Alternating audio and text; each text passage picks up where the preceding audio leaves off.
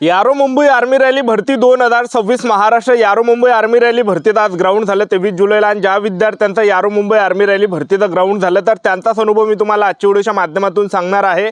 यारो Mumbai army rally भरतीमध्ये आज एका बॅचमध्ये किती विद्यार्थी रनिंगसाठी सोडले, एका बॅचमध्ये किती विद्यार्थी रनिंगसाठी सोडत आणि त्याचबरोबर रनिंगमध्ये या ठिकाणी किती विद्यार्थी पास करत आहे, एक्सिलेंटचे किती विद्यार्थी पास केले, सेकंड ग्रुपचे किती विद्यार्थी पास केले, तिसऱ्या ग्रुपचे किती विद्यार्थी पास केले आणि चौथ्या ग्रुपसाठी किती विद्यार्थी पास केले आणि त्याचबरोबर 1600 मीटर रनिंगसाठी आज काय टाइम देण्यात आला होता, एक्सिलेंटसाठी काय टाइम देण्यात आला, सेकंड ग्रुपसाठी काय टाइम आहे, सेकंड ग्रुपसाठी काय टाइम देण्यात आला, तिसऱ्या ग्रुपसाठी काय टाइम देण्यात आला, चौथ्या ग्रुपसाठी काय टाइम देण्यात आला आणि त्याचबरोबर जे या ठिकाणी जे विद्यार्थी मिळवणं किती विद्यार्थी या ठिकाणी घेतला जात आहे, एक्सिलेंटमध्ये किती विद्यार्थी पास केले, सेकंड ग्रुपमध्ये किती विद्यार्थी पास केले, तिसऱ्या ग्रुपमध्ये किती पास केले आणि चौथ्या ग्रुपसाठी किती विद्यार्थी पास केले आणि किती आपल्याला टाइम देता जात आहे, तर याबद्दल तुम्हाला माहिती सांगणार आहे। ज्या विद्यार्थ्यांचा आज ग्राउंड झालं त्यांचाच अनुभव तुम्हाला ग्राउंडच्या अंदरचा सांगणार आहे आणि त्याचबरोबर ग्राउंडच्या अंदर कोणकोणते डॉक्युमेंट लागत आहे, कोणकोणते आपल्याला चुका करायच्या नाही, काय काय विद्यार्थी या ठिकाणी चुका करत आहेत तर त्यांना त्या ठिकाणी घरी पाठवलं जातं एक लक्षात ठेवा। आणि आज जे विद्यार्थी मिळवणं ज्यांनी ॲक्सिलेंटमध्ये रनिंग काढले असे सुद्धा विद्यार्थी बाहेर झाले तर कशा प्रकारे बाहेर झाले ते सुद्धा तुम्हाला सांगणार आहे आणि ग्राउंडच्या अंदरची प्रक्रिया कशा प्रकारे आहे, कोणकोणत्या चुकांनी करायच्या, कोणकोणत्या गोष्टीचं लक्ष ठेवायचं आहे, तर आज भरती कशा प्रकारे झाली सर्व माहिती मी तुम्हाला आजच्या व्हिडिओच्या माध्यमातून सांगणार आहे। आजचा व्हिडिओ खूप महत्त्वाचा होणार आहे, व्हिडिओ शेवटपर्यंत बघा आणि व्हिडिओला आताच लाईक करा। नमस्कार विद्यार्थी मित्रांनो, माझी नोकरी कॉर्नर यूट्यूब चॅनलवर मी गोपाल अनखळे तुमचं सर्वांचं सहर्ष स्वागत करतो। तर मित्रांनो, व्हिडिओचा थंबनेल बघून तुमच्या लक्षात आलं असेल की आपला व्हिडिओ कोणत्या टॉपिकवर होणार आहे। व्हिडिओ सुरू करण्याच्या आधी आपल्या यूट्यूब चॅनलला सबस्क्राइब करा जेणेकरून प्रत्येक भरतीची अपडेट तुमच्यापर्यंत सर्वात आधी पोहोचेल। जास्त करून यारो मुंबई आर्मी रॅली भरतीबद्दल वेळोवेळी अपडेट मी तुम्हाला आपल्या यूट्यूब चॅनलच्या माध्यमातून देत असतो। व्हिडिओ सुरू करण्याच्या अगोदर सर्वांना एक रिक्वेस्ट आहे, तुम्ही आपला व्हिडिओ कोणत्या जिल्ह्यातून पाहून राहिले नक्की कमेंट बॉक्समध्ये सांगा जेणेकरून मला सुद्धा अंदाज लागणार आहे की आपला व्हिडिओ कोणकोणत्या जिल्ह्यापर्यंत पोहोचू राहिला। बघा, यारो मुंबई आर्मी रॅली भरतीचं जे ग्राउंड आहे मुंब्रा ठाणे APJ अब्दुल कलाम या स्टेडियम या ठिकाणी ग्राउंड चालू आहे। तर आपल्याला सेंटरपर्यंत जायचं कसं, कारण की भरपूर गावाखेड्यातल्या विद्यार्थ्यांना माहीत नसते। तर सर्वात अगोदर आपल्याला ठाणे रेल्वे स्टेशनवर यायचं आहे। ठाणे जंक्शनला आल्यानंतर तिथून जे लोकल पकडा मुंब्राची आणि मुंब्राची लोकल पकडल्यानंतर तिथून जे विद्यार्थी मिळवणं 2.5 ते 3 किलोमीटर अंतरावर APJ अब्दुल कलाम स्टेडियम आहे, ज्या ठिकाणी तुमचं ग्राउंड या ठिकाणी चालू आहे। एकदम तुम्ही पैदल सुद्धा गेले तरी चालते किंवा ॲटोने सुद्धा तुम्ही गेले तर 10-20 रुपये घेऊन जास्तीत जास्त, ठीक आहे। तर अशा प्रकारे आपल्याला सेंटरवर जायचं एक लक्षात ठेवा। तर पहा विद्यार्थी मिळवणं आपल्याला या ठिकाणी ग्राउंडच्या अंदर कोणकोणत्या चुकांनी करायच्या, तर पहा ज्या दिवशी आपलं ग्राउंड आहे त्या दिवशी आपल्याला यायचं नाही एक लक्षात ठेवा। तर 1-2 अगोदर आपल्याला भरतीवर या ठिकाणी हजर राहायचं एक लक्षात ठेवा। म्हणजे सांगायचं एवढंच की भरतीची जी प्रक्रिया आहे 1-2 अगोदरपासून या ठिकाणी चालू झाली राहायची एक लक्षात ठेवा। तर आज काही विद्यार्थी 23 जुलैला सकाळी या ठिकाणी आले होते तर त्यांना या ठिकाणी जे विद्यार्थी मिळवणं घरी पाठवण्यात आला कारण की ती भरती या ठिकाणी झाली होती। तर ह्या चुका करू नका, आपल्याला कोणत्या गोष्टीचं लक्ष ठेवायचं, तर पहा ज्या विद्यार्थ्यांचं ग्राउंड 23 जुलैला झालं होतं तर ते विद्यार्थी 22 जुलैला या ठिकाणी ग्राउंडवर हजर होते।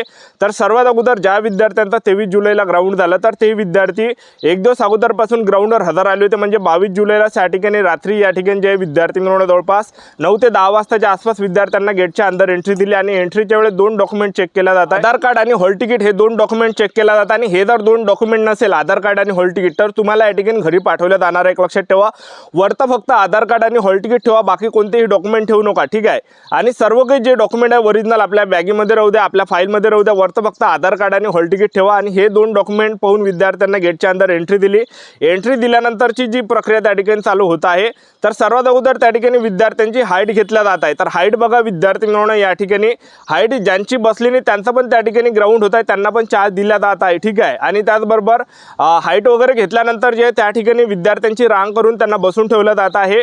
आणि हे काही प्रक्रिया झाल्यानंतर जे विद्यार्थी 2 पेपर पास झाले तर त्यांची बॅच वेगळी त्या ठिकाणी केली जात आहे आणि जे विद्यार्थी फक्त एकच पेपर पास झाले त्यांची बॅच वेगळी या ठिकाणी बसवल्या जात आहे। आणि जे विद्यार्थी 2 पेपर पास झाले त्यांचं जे ग्राउंड आहे हे शेवट होत आहे आणि जे विद्यार्थ्यांचं एकच पेपर पास झाले त्यांचं ग्राउंड लवकर होत आहे, ठीक आहे।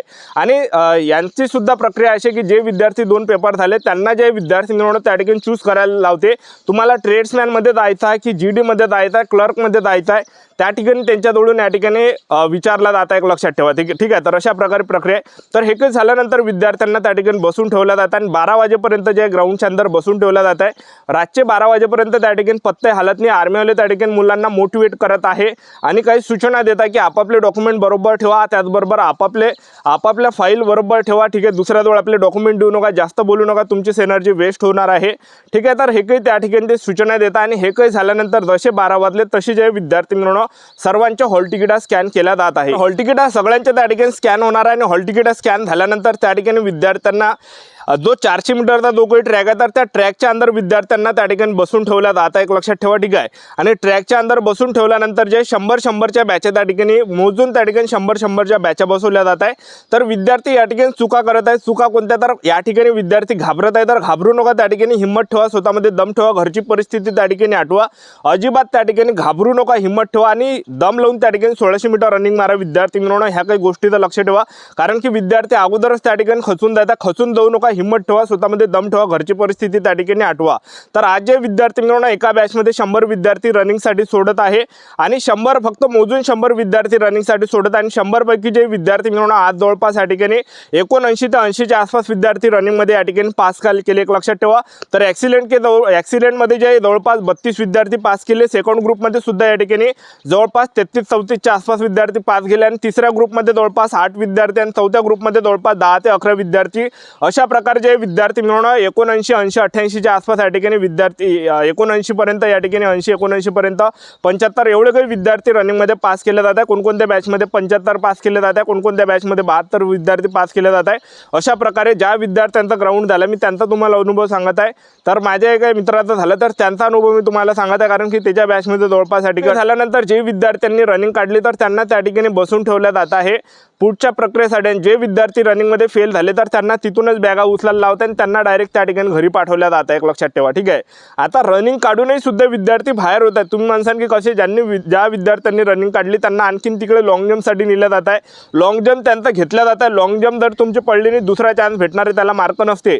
लॉंग जम्प झाल्यानंतर झिगझॅग घेतला जात आहे, तो नागमोडीसारखा, ठीक आहे। झिगझॅग झाल्यानंतर जे विद्यार्थी मिळवणं त्या ठिकाणी जे 10 पुलअप्सचा घेतला जात आहे। 10 जर पुलअप्सचा तुम्ही काढला तर तुम्हाला 40 मार्क भेटणार आहे आणि जसजशा कमी काढसान तसतसे कमी मार्क्स आपल्याला भेटणार आहे।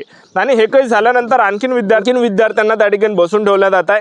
बसून ठेवल्यानंतर त्यांना त्या ठिकाणी जे विद्यार्थी मिळवणं हाईट त्या ठिकाणी घेतला जात आहे 168 सेंटीमीटरपेक्षा जर तुमची थोडी जरी कमी असेल तर तुम्हाला डायरेक्ट फेल केला जातं, अपात्र केलं जात आहे। 168 सेंटीमीटर उंची घेतला जात आहे, छाती 77 सेंटीमीटर, फुगून 5 सेंटीमीटर भरलं पाहिजे आणि आपलं जे वजन आहे हे 50 किलोच्या वरतं असलं पाहिजे। 50 किलोच्या जर खाली असेल तर फेल केला जाणार, अपात्र केलं जाणार आहे। एक लक्षात ठेवा, तर आपलं जे वजन आहे हे 50 किलोच्या वरतं राहू द्या। तुमचं 49 जरी किलो असेल तर एखादा डझन केळं नाही, ज्यावेळेस रनिंग निघाली पुलअप्स वगैरे काढायच्या वेळेस जे विद्यार्थी मिळवणं केळं वगैरे खाऊन घे, जेणेकरून 1 किलो वजन वाढणार आहे आणि आपण पात्र होणार आहे।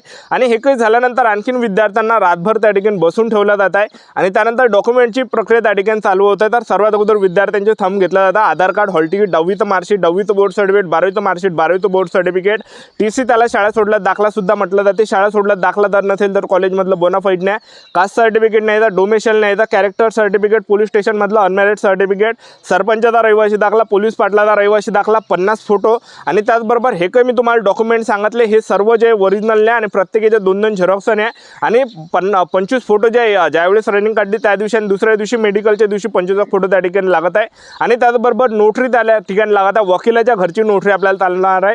तर तुम्ही जो नॉन ज्युडिशियल स्टॅम्प पेपर म्हणून तुमच्याजवळ ॲफिडेविटचा एक फॉर्म आहे, तर तो फॉर्म घेऊन ज्या वकिलाच्या घरून नोटरी करून यायची। एक लक्षात ठेवा, नोटरी आपल्याला वकिलाच्या घरची करायची, तहसीलमधली चालणार नाही। तर आपलं यूट्यूब चॅनल सबस्क्राईब करून ठेवा, वेळोवेळी अपडेट देत राहणार। आजच्यासाठी आमचं भेटायला नेक्स्ट व्हिडिओमध्ये। जय जय।